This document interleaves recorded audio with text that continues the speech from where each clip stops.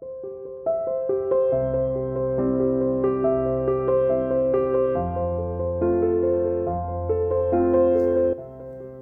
and a warm welcome to the first episode of our podcast. Today we are dealing in detail with the topic of Brexit. Since we are a very diverse group, we bring in very different perspectives. Connor comes from Ireland, Robert comes from Northern Ireland, Alistair comes from Scotland, and I, Lucas, come from England. Today we are beginning a discussion about Brexit and are speaking about the hopes that we had and still have, and about the concrete consequences for both sides. Thanks, Lucas. As the host today, I'm really happy to be here.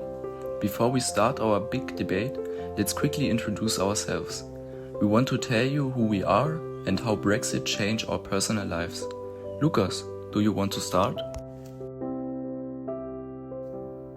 Yes, sure. I am from London, England, and I work in logistics. In the 2016 referendum, I voted Leave. For me, Brexit was mostly about borders and rules. I wanted the UK to control its own borders and make its own laws again, without the EU telling us what to do. Thanks, Lucas. Well, I am from Belfast, Northern Ireland. I also voted Leave back then. For me, it was a great chance for our economy. I believe that the UK could do much better businesses on its own, with new trade partners all over the world. Alistair, what about you? Hi everyone, I live in Edinburgh, Scotland, and I work in the tourism and export business. In 2016, I voted Remain. In Scotland, most people wanted to stay in the EU. For my job and for me personally, Brexit is a big challenge.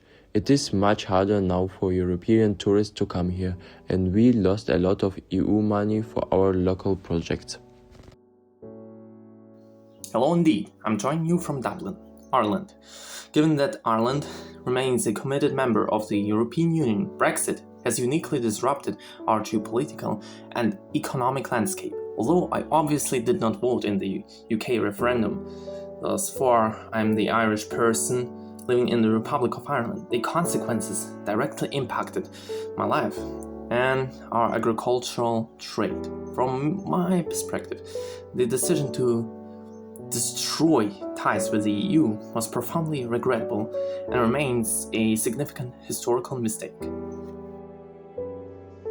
But to understand the cause, we need to look up the historical context. Brexit was when the United Kingdom voted in 2016 to leave the European Union. Supporters wanted more national control over laws, borders, and money.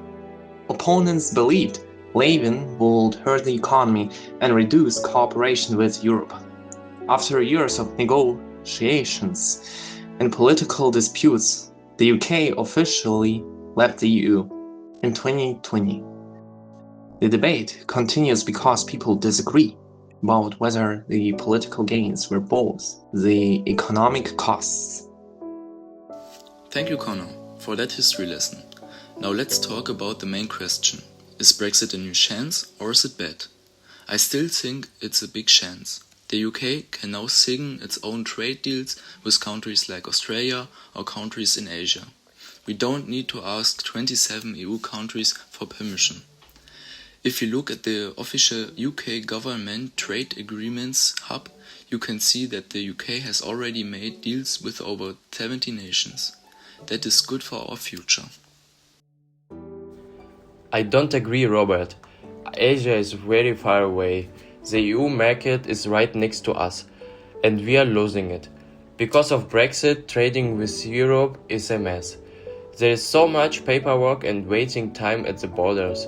The experts from the Center for European Reform wrote in a report that the UK economy is smaller now because of Brexit. For my company in Scotland, this is a real problem, not a chance.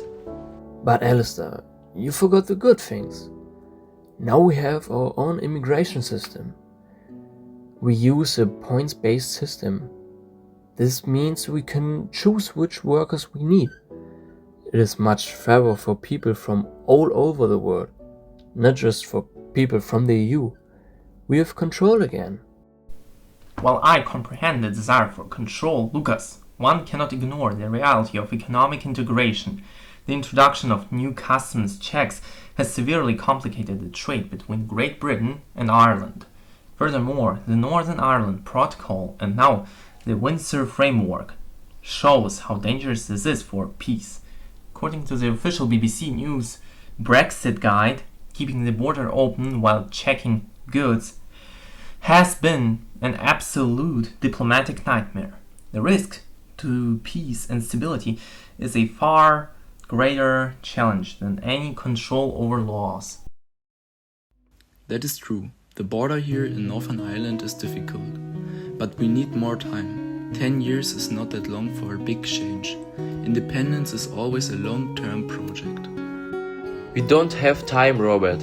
Look at our hospitals and restaurants. We have a big staff shortage because workers from Europe cannot come here easily anymore. You made our own lives harder. Okay, we have many different opinions today. Brexit has two sides. Let's look into the future. What are your hopes and dreams for the UK and Europe? Lucas? I hope that the UK stays strong and independent, but I also hope we can be good friends and good neighbors with the EU. Connor, what is your dream? I copy that, Lucas. I sincerely hope that the UK and the European Union will cultivate a mature relationship based on mutual respect. It is paramount that we preserve peace and economic prosperity on our shared Ireland. Thank you. And now Alistair will give us the final conclusion and say goodbye. Thanks, Robert. To sum it up, Brexit still divides people. For Robert and Lucas, it is a chance for a free country, new trade and independent rules. But for Connor and me, the consequences like higher costs, border problems and fewer workers shows it is a big challenge. We will see what the next years bring. Thank you for listening to our podcast today. Goodbye.